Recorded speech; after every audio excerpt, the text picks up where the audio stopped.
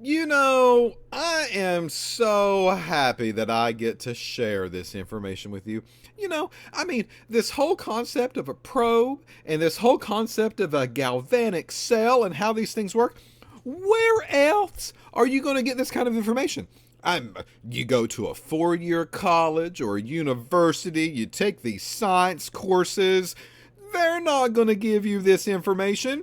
But that's why we're here. That's why you take the program. So you can learn these types of things, and it will make you stand out stars in a crowd of resumes. So that way you can talk the talk and walk the walk in your interview process.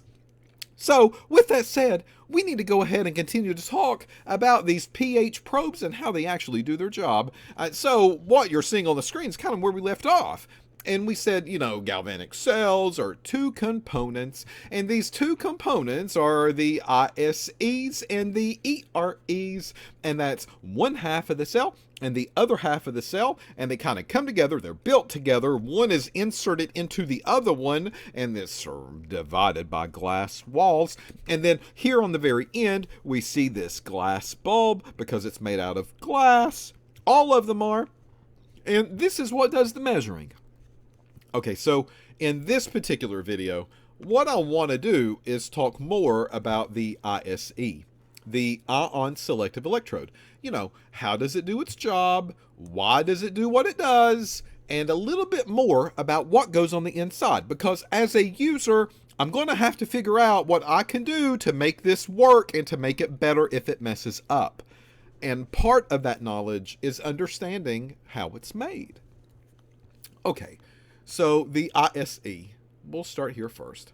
All right, so ISE is here in the middle, and this is the piece that's got this rounded bulb at the very bottom. And this is the piece that goes into the beaker of the solution that I'm trying to measure. All right, so there we go. I'm not drawing the other half cell. I'm just drawing this component, this half. All right, so now that we've done that, we know that the direct readouts are going to come from here.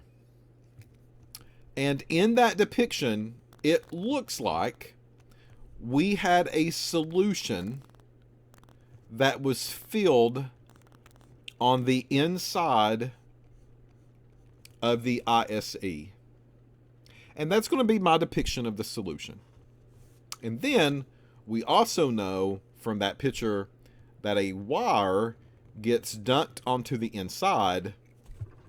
Doesn't quite touch the bottom, but it's in there. So we've got to talk about that wire too. Okay, if you look at a pH probe, the next time that you use one, if it is not surrounded by plastic to prevent you from looking on the inside of it, you will actually see this setup in there. You can clearly see it, clear as day. All right, so now let's talk about maybe details. Let's talk about the wire first. What is that wire? All right, so this wire is actually a silver wire, AG. AU, give me gold.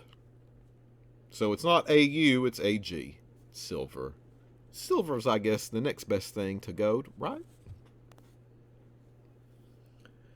So this is one of the metals that is used in a kind of template model of a galvanic cell. It could be silver-based. And silver's great in form of a wire. Not a big deal at all. All right, so they manufacture this. They put that down into the pH probe on the inside of the ISE. And they dunk it down into solution. All right, well, what is this solution, right? Because that's going to be important too. What is this silver wire dunked in? Well, in the representation of a galvanic cell, I often told you that whatever metal we use, that's kind of the solution that we like to use. We kind of make a match. So if we've got a copper wire, we like a copper solution. If we've got a zinc wire, we like or electrode, we get a zinc solution. If we got something lead, we like to have a lead solution. So this is no different. All right. So normally chlorides are very water soluble. They are probably some of the most water soluble things that are out there. And if I want to make this match, then I'll just use silver chloride. Now, if that did not alarm you, that's okay. But it should. I just told you silver chloride's in solution. If you paid attention in general chemistry, or if you've not had general chemistry, I'll give you a pass. But silver chloride, most chlorides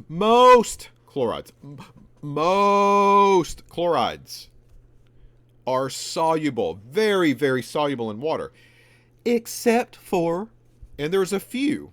So in a general chemistry class, you got the solubility chart, and the solubility chart went through, okay, these things will dissolve in water, so this will dissolve, and this will dissolve, and this will dissolve, and this will dissolve, but these things won't.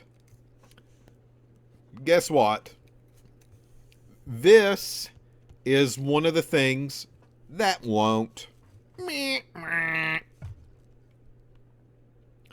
So if I think that I'm going to take silver chloride salt or solid and dissolve that in water, I've got a big fooling coming, because it's not going to work. It's not going to happen. Silver chloride is solid. It will form a precipitate. If I put it in water, it does not dissolve. But for a galvanic cell to work, I need it to dissolve. How on earth are we going to do it? Right? I mean, this is a silver wire. Preferably, I need a silver solution. Chlorides are some of the most cheapest, easily accessible things that are out there for us to purchase and for us to acquire. So I don't want these pH probes to be like crazy expensive. So is there a way that we can get silver chloride to not be solid? Yeah, of course there is. It's not a big deal. If I put that in water, it doesn't dissolve. It will fall out of solution. I don't need that. I don't want that. I want it to break up. I want it to dissolve, just like salt and water. Salt and water dissolves very well. I want something that will happen like this here. So what this means is that this solution, it is a solution. It is a solution of silver chloride. Yes, it is. We can get it to dissolve. The only thing that we got to do is just make sure it's not just water that we've put it in. Meaning that the solution that's on the inside of the ISE, this is a not water solution, but an acidic solution. And that acid is hydrochloric acid, HCl. Now, it is not concentrated. It doesn't have to be. So why would we want to do that? If it doesn't have to be concentrated acid, then why on earth would we use hydrochloric acid to make it? This can find a concentration of 0.1 with a capital M. That capital M means molarity. And molarity is just another word that means strength in a laboratory. And we'll eventually talk about that. I mean, that's not really for here and there, right? It's for next time, later on, way weeks down, or maybe a course down or two down the road. If you've had general chemistry, you might have already seen it. But for those of you that have not, it's fine. We'll get to it. All that you need to know is that it is weak. It is a very weak solution of hydrochloric acid, otherwise known as HCl. All right, so hydrochloric acid. So by using this instead of water, then we can get AgCl to dissolve quite well. And we can put that into that acid, a very weak solution of it. It will break up. It will stay dissolved. There's no big deal in it. Very easily done. So now we really fulfill that part of the requirement of a galvanic cell. We've got a electrode. That's a wire in this case, and it's silver. And we've dipped that down into a solution.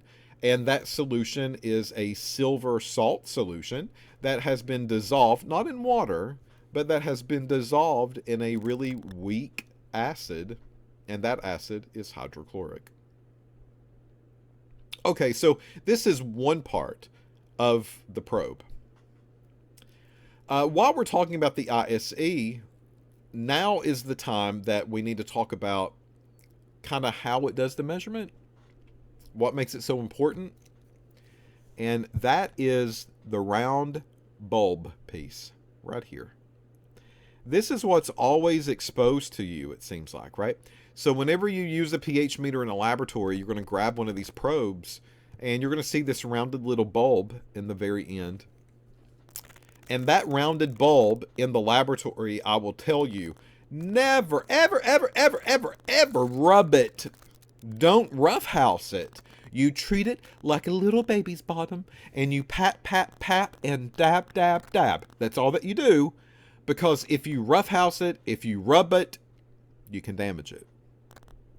So treat it very fragile, because it is fragile. You do not want to disturb it. You don't want to mess with it too much at all.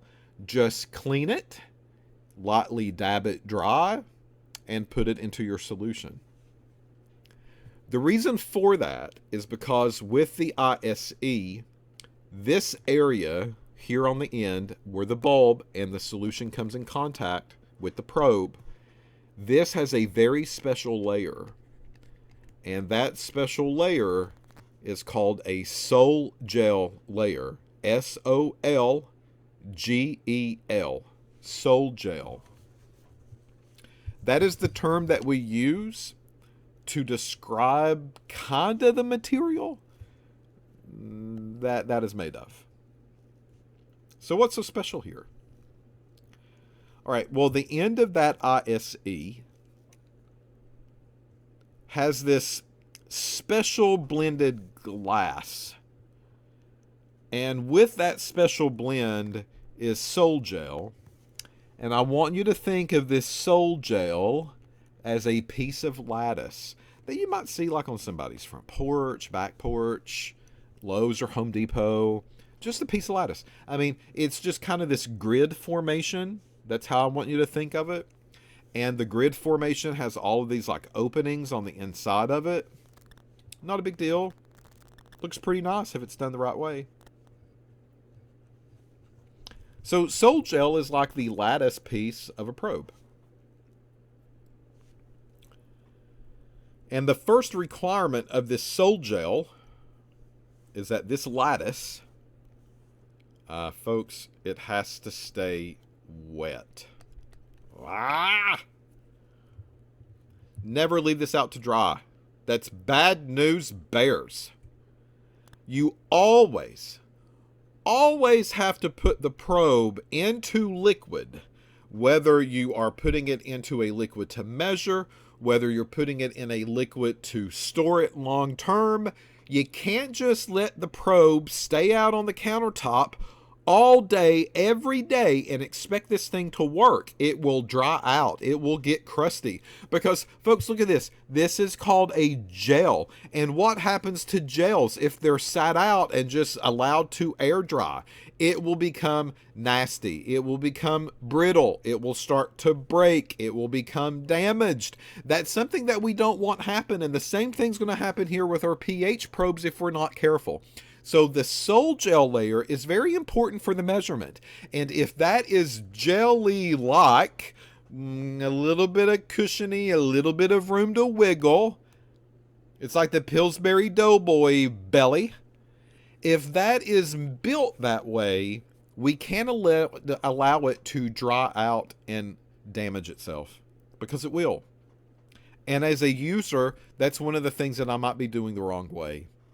So make sure that you always put the probe in something aqueous. Something where if you're not using it at the time, preferably pH of 4. If you're not using it at the time, just something to keep it wet at least. Prevent it from drying out. So by doing that, we keep this lattice structure intact. the lattice doesn't break. The lattice doesn't get destroyed. Everything that this lattice is holding in order the way it works, that's still going to stay around. And that's one of the best ways to keep a probe very active and very healthy. Never, ever though, never, ever, ever store it in DI water. That is the absolute no-no for pH probe storage. Now, you can put it in water to measure pH. You can put it in water if you're not going to quite use it right then and there, but you're going to use it maybe in a handful of minutes. But you don't want to store it in water for long-term purposes. This also destroys the sol gel layer. And again, we'll talk about that here in a minute. But DI water is not your best friend when it comes to the world of pH probes.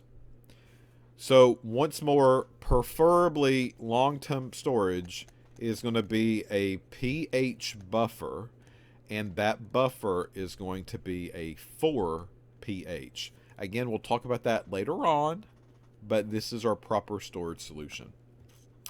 All right, so now that we know that, again, what's a little special with the sol gel? Well, this sol gel is going to house an atom. And believe it or not, it's not hydrogen. That's really our focus is right now. Instead, our focus is actually sodium, not hydrogen. So sodium and sodium and sodium and sodium and sodium. There's going to be little bitty sodiums everywhere, crammed in the lattice, getting ready to help me do my measurement of pH solutions. Yay for sodium. This is very surprising to most people because they're like, if it's measuring pH, shouldn't it be measuring hydrogen? Well, yeah, it is in kind of an indirect way, but it's really sodium-based sol gel. That's how that's structured. In addition to that, this sol gel layer, this sodium concentration, it's about 25% sodium.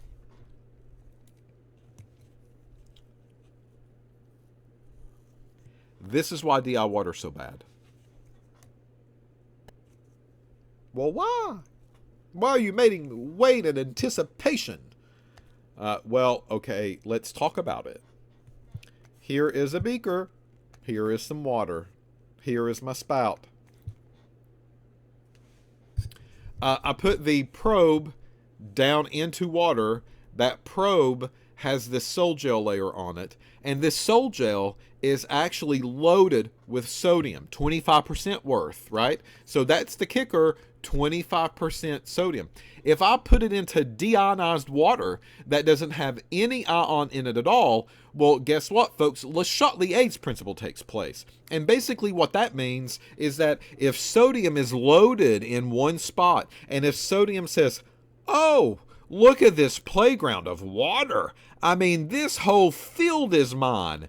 I can actually leave this probe and venture into this wild, wild west world of water. And I can take my time and I can get out there and play around and I can do whatever I want to do. It is a migration of high concentration to low concentration.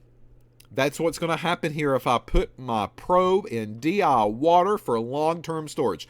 I'm allowing the sodium to leave the sol gel, and it goes into something like water, and it stays there, and it never comes back. And if my sodium has been depleted, even partially depleted, my probe is no longer going to work the proper way. So I've got to figure out how on earth can I keep my sodium in the sol gel layer? How can I get it back in there? Or how can I force it to stay there and not come out until I'm ready to use it for the next time? And what we do is that we use a buffer. Ta-da! That's the purpose of a pH buffer. So what's happening here is that those buffers, well, guess what? They're not deionized water. They actually have ions on the inside of them. And those ions are like swimming around in that buffer. And the sodium's in that sol gel. Le Chatelier's principle is not going to happen. The sodium in that sol gel is going to look out there and it's going to say, whoa, look at the wild, wild west that nobody wants to be a part of. It's too populated. Why do I want to go out there? I hate those people. Those people don't know how to drive. Those people are rude. Those people blow their horns every time I go out on the roads. Those people talk funny. I mean, I don't want anything to do with them. So you know what? Because of that, as sodium, I'm going to make the decision, I'll just stay right where I'm at. Y'all have fun. See you next time. Bye. That is why we keep these probes in buffer. We want sodium to hate its surroundings so it doesn't go out on venture. We don't want it to leave home. We want it to stay right where it's at. And the worse we can make that environment, the better off it's going to be. So this helps ensure that the sol gel layer stays loaded with sodium. And that is why we never put it in water. Putting it in water is a big old open plot of land with no traffic, no people, woods and trees and forest and bunnies. Sodium loves that kind of stuff. So, sorry, we'll just make it miserable because we want it to stay where it's at because that's how my probe is going to work. All right, so take home message here of the ISE. It is silver wire. It is silver chloride that has been dissolved with some HCl 0.1 molarity. We now know that this thing has a sol gel layer on the end, which is what's going to start creating this voltage for us, really. That sol gel layer is 25% sodium because that's how this thing works. And in order to keep that sodium in that lattice so that way it can do its job a little bit later, we're going to have to make sure that we always keep it in a buffer for a storage solution. And the preferred buffer is a 4. Not only that, folks, but it's acidic. And a lot of the acidic solutions will keep things like mold and gunk from growing on the ends of the probes and inside of the containers. So, you know, I mean, go look at pools, right? If you've got a pool and if you don't pH it the right way, look at all of the gunk that begins to build up over time. Go down to even like Greenfield Lake. Look at all the gunk that begins to happen over time. So the way that we prevent that gunk buildup and that sludgy stuff and that moldy stuff is to keep it acidic. And this helps keep the probe healthy. And that's why we do that. All right. So once more, keep it hydrated. Keep yourself hydrated. Are you drinking 8 glasses of water a day? Keep yourself hydrated, especially in the summer. Well, keep the probes hydrated too, but keep them hydrated the right way. In other words, when we say keep yourself hydrated, that doesn't mean just drink alcohol all day long. It's liquid, right? You told me hydrated. No, that's not what that is. Keep yourself hydrated the proper way. Keep the probes hydrated the proper way. And that's why we kind of do this. So keep that in mind when you use a probe. They should always be in buffer 4s. And if they not, you could have a problem. All right, so with that said, next video we'll continue on. We're only talking about one half of this cell right now. We need to talk about the other half of the story. And that's what you're going to see in the upcoming videos.